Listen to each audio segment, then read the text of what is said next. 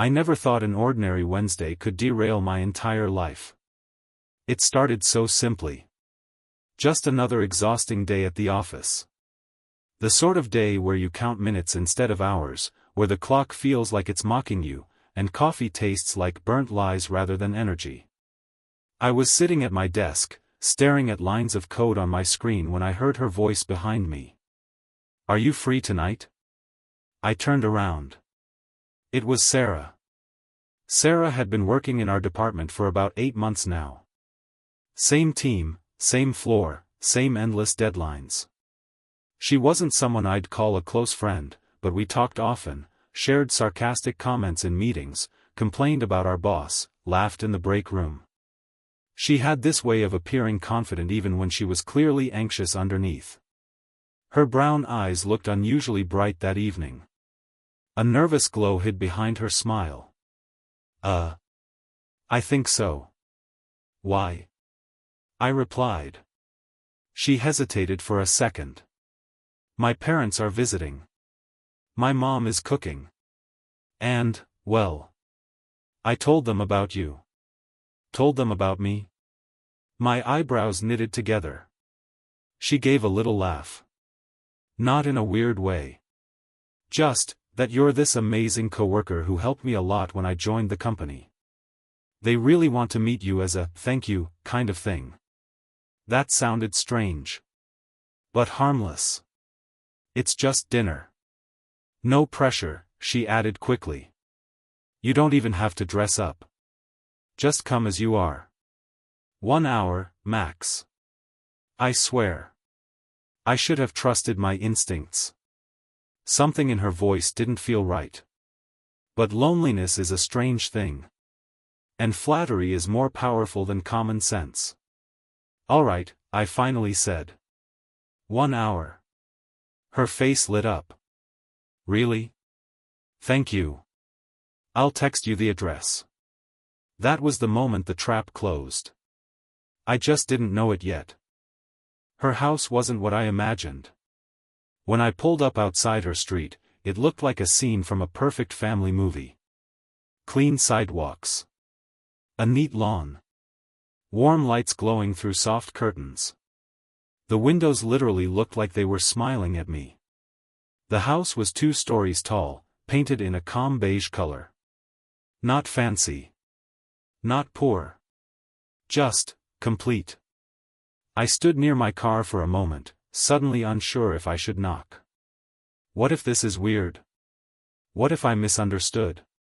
What if her parents don't even know I'm coming? Then the front door opened. Sarah stood there in a simple but beautiful blue dress. Not office clothes. Real, meeting the family, clothes. Her hair was styled differently. Softer. More intimate. "You came," she beamed. "Yeah. You made it sound impossible to say no," I joked nervously. She laughed, but her eyes dropped for a split second. That nervous glow was back. "Come in. They're waiting." That word hit me strangely, waiting. Inside, the house smelled like home. Real food. Real warmth. And then I saw them. Her parents. Sitting on the couch. Smiling. Watching me like I was, expected. Sarah stepped beside me and gently placed a hand on my arm. "Mom. Dad." She paused, then said the words that made my heart nearly stop. "This is my boyfriend." The room didn't explode. It went quiet. Every sound died. Even the clock on the wall seemed to choke on time. I slowly looked at her. "Boyfriend?" Her mother's face lit up instantly. "Oh. Finally. We've heard so much about you." Her father stood up and shook my hand firmly. "Nice to meet you, son." "Son?" I turned to Sarah in pure disbelief. Her expression didn't change. She wasn't laughing. She wasn't apologizing. She was, begging with her eyes. A silent plea, "Please go along with this." I swallowed hard. In that moment I had two choices. Expose her. Or save her. I've heard a lot about you too, I somehow managed to say to her parents. My voice sounded foreign to my own ears. It's an honor to finally meet you. Her fingers pressed tighter around my arm. Come sit, dear, her mother said. Dinner is just about ready. And just like that, I was cast into the role of a boyfriend I never agreed to be. The dining table was already set. Candles were lit. There were 4 plates. It wasn't a spontaneous invitation. This whole thing had been planned. So how long have you two been together? Her mother asked cheerfully. Sarah answered before I could even think. Almost 6 months. 6 months? I nearly coughed on my water. Yes, she continued. He was just shy about making it official. He, meaning me, smiled politely. Shy, I repeated. Her father laughed. You young people and your secrets. Conversation flowed around me, but my thoughts were spinning out of control. Every time I tried to speak, Sarah would gently squeeze my knee under the table, guiding what to say, what not to say. I'm in software development, I answered when asked about my job. That's perfect for her, her mother said. She always wanted a smart man. I looked at Sarah. She wasn't looking back. She was staring down at her plate like this moment meant everything. What's really going on? I wanted to whisper. But it was too late for private words now. Dinner progressed. Stories were shared. Laughter filled the air. But inside, I was panicking. Was she in danger? Did she lie because of pressure? Was this desperation? Fear? Then her father leaned back in his chair and said something that explained everything. You know, he said, smiling proudly, we were starting to think she'd never find a serious man. All those guys before you didn't last. But something about you makes her different. My chest tightened. Those guys before you. This wasn't just a dinner. This was a final performance. And I was the lead actor in a story I never read the script for. Sarah's eyes finally met mine across the table. They weren't playful now. They were filled with raw emotion. Fear. Hope. Desperation. And something else. Affection? I didn't understand it yet. But I knew one thing. Tonight was not going to end after 1 hour. And Sarah wasn't just a coworker pretending anymore. Something deeper was unfolding. Something dangerous. Something life-changing. And I had already stepped too far in to escape without consequences. Dinner finally came to an end, but the weight of the situation didn't. Plates were cleared. Her mother wrapped leftovers in foil and insisted I take some home. Her father asked about my family, my hobbies, my plans for the future, with a seriousness that made my chest tighten every time he said with Sarah. Are you planning on staying long-term in the city? He asked. Yes, I answered, glancing at Sarah. He smiled. Good. A man who stays. I like that. The air thickened. Sarah stood up. I'll show him the garden outside, she said quickly. You know how much I love that lemon tree. Her parents nodded approvingly as we stepped out onto the small back porch. The cool night air hit me like truth. As soon as the door closed behind us, I turned to her. What the hell was that? I demanded in a low whisper. She didn't meet my eyes. She walked toward the lemon tree and touched one of the leaves like she needed grounding. I'm sorry, she said softly. Sorry? I let out a silent, humorless laugh. You told your parents I'm your boyfriend. You let your father call me son. You practically planned my introduction to your future as if I was some costume you pulled out of a closet. Her eyes filled with tears. I had no other choice. You always have a choice, Sarah. She finally looked at me then. Her face looked stripped of all masks. No. Not in this case. Silence stretched between us. My parents, they're traditional, she began. To them, a woman my age without a serious man is a shame. Last month they told me they'd found someone for me. An arranged match. He's the son of one of my father's business partners. My stomach twisted. They told me we'd be engaged by the end of next month, she continued. No choices. No questions. Just, a decision made for me. So you lied, about me? I said. I told them I was seeing someone. They demanded proof. They're here for 2 weeks. Tonight was the night they said, if he's real, bring him. So you used me.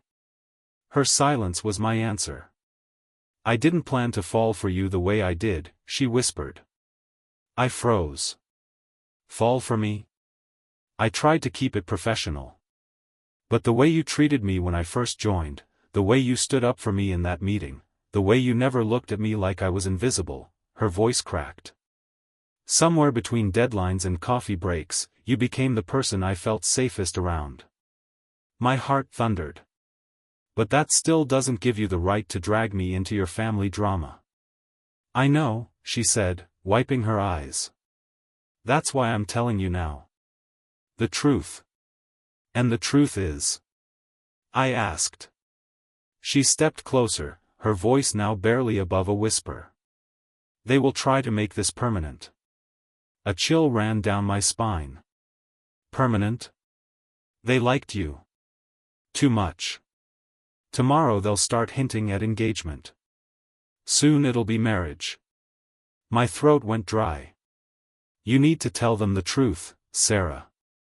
She shook her head desperately. You don't understand. If I admit I lied, they will marry me off immediately. I'll lose my freedom. My job. My independence. Everything. The soft porch light reflected in her eyes, glassy and desperate. So what? I just, pretend to be your boyfriend for 2 weeks? She didn't answer at first. Then she nodded. I just need time, she said. Time to figure out how to get out of this without destroying my life. And what about my life? I asked. She stepped closer. So close I could feel her breath. I'll make it worth it, she whispered. The silence became intimate. Dangerous. Electric. You're playing with fire, I said. I've been burning for years, she replied. And then something inside me broke. Or healed. I wasn't sure which. I'll help you, I finally said. But only for 2 weeks. Then it ends. Relief washed over her face. Thank you. Thank you, she repeated, her hands brushing against my arms. Her warmth sent shivers through me. For a brief moment, our realities slowed. We stood there, closer than any coworkers ever should. The air heavy with what wasn't being said. Almost a kiss. Almost. Then the door opened behind us. There you two are, her mother chirped happily. I thought you eloped without telling us. Sarah laughed nervously. I forced a smile. The performance had officially begun. The next day at work, the office felt surreal. Sarah walked in like nothing had changed. Like we were simply colleagues again. But when she sat at her desk, her foot brushed against mine, a secret reminder of the promise hanging between us. At lunchtime, my phone vibrated. Sarah, dinner again tonight. They insist. I stared at the message. Me, this is getting serious. Sarah, I know. Please just trust me. Against my better judgment, I replied. Me, okay. I hated how easy it was to say yes.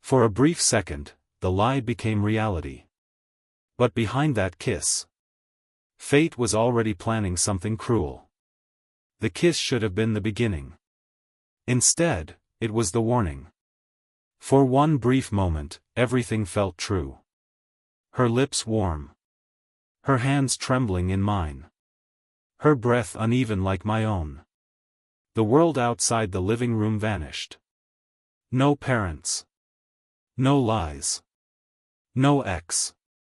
Just two people tangled in an impossible moment. But when we pulled apart, I saw it. Fear. Not passion. Not excitement. Fear. Sarah, I whispered. What are you not telling me? She looked toward the hallway like the walls were listening. Her voice dropped to barely a breath. Tomorrow, my parents are announcing our engagement at a family gathering. The words hit my chest like a bullet. What? They already told their relatives I found someone. That he is perfect, she swallowed. That he is you. No, I said immediately. I didn't agree to that. I know, she replied, tears slipping down her cheeks. But once they love something, they don't let it go. Sarah, this is insane. I needed time, she pleaded.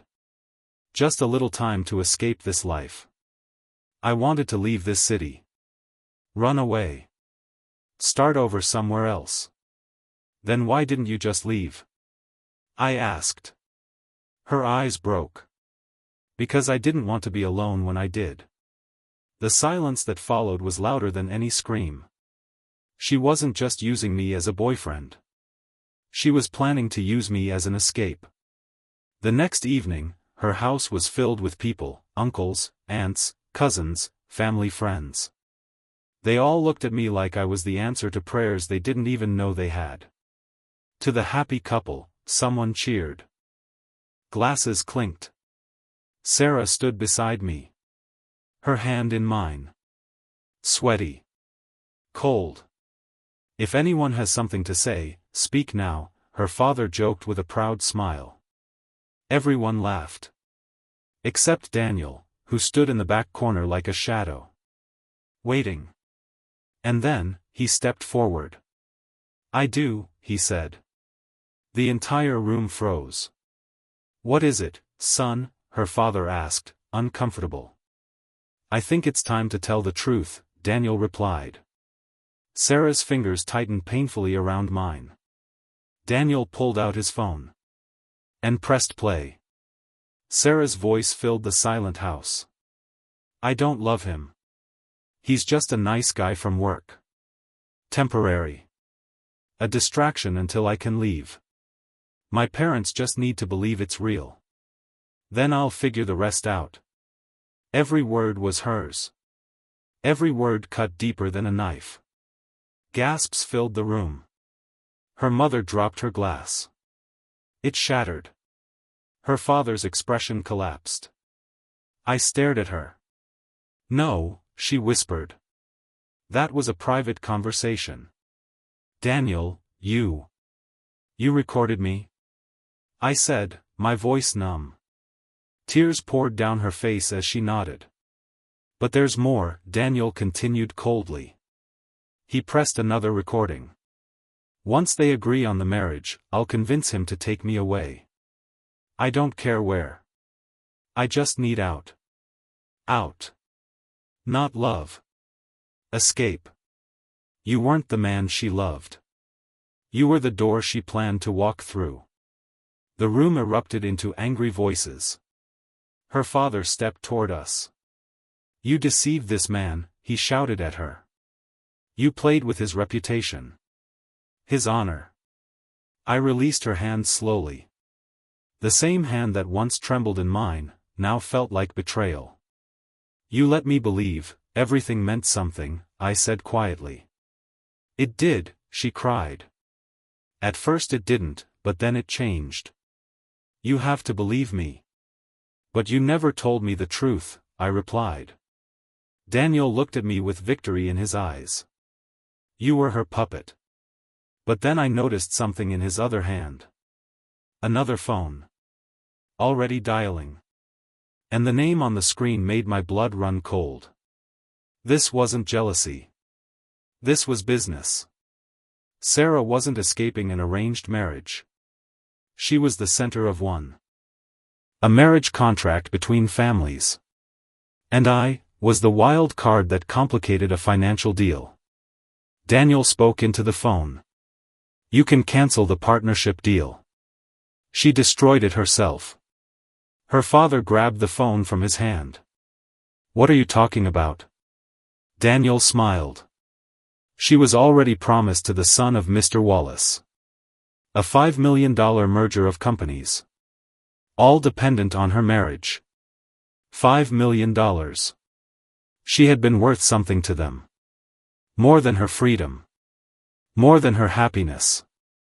And more than me. Tears streamed endlessly down her face now as realization set in. You were selling me, she whispered to her father. All this time. For your future, he snapped. For this family. The room descended into chaos. And then. Police sirens. Her mother's sister had called them earlier, thinking violence was about to happen. They walked into a broken family, shattered lies, and a relationship that had never been real to begin with. Except, it had been real to me. Later that night, I sat alone in my apartment. The leftovers her mother had packed sat untouched in the corner. I kept replaying the first moment I heard her say, "This is my boyfriend." A title that was never meant for me. A promise that was never hers to give. And yet my heart still burned every time I pictured her face. My phone buzzed.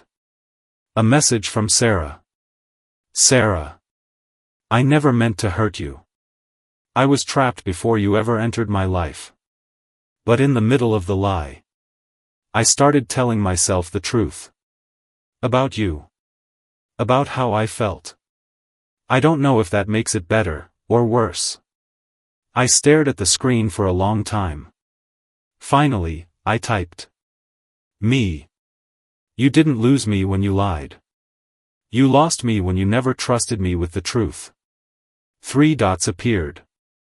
Then disappeared. Then appeared again. But no message came. Only silence. Life moved on. Work. Deadlines. Coffee. Empty evenings. Until one day. I received a letter. No return address. Inside. A plane ticket. A passport photo. A new identity card. And a simple note.